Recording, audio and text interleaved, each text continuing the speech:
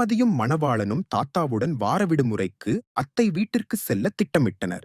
சலங்கை கட்டிய மாடுகளை வண்டியில் கூட்டினார் தாத்தா. வண்டியின் மீது வைக்கோலை பரப்பி மேலே வெள்ளை வேட்டி எண்ணெய் விரித்தார். துள்ளி குதித்து இருவரும் ஏறி அமர்ந்தனர். ஜல் ஜல் என சத்தமிட்டவாறு வண்டி கிராமத்து சாலையில் ஓடத் தொடங்கியது.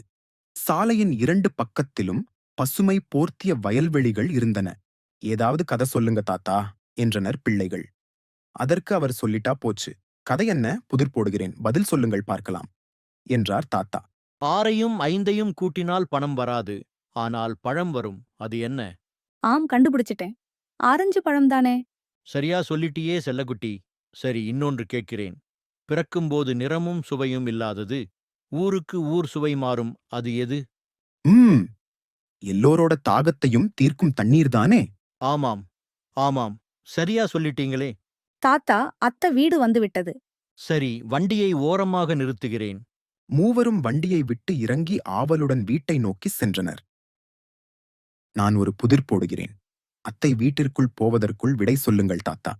எனக்கே புதிரா? சரி, கேளுங்க. 3ஆம் எழுத்து உடலின் உறுப்பு. முதலும் 3ம் நட்புக்கு எதிரி.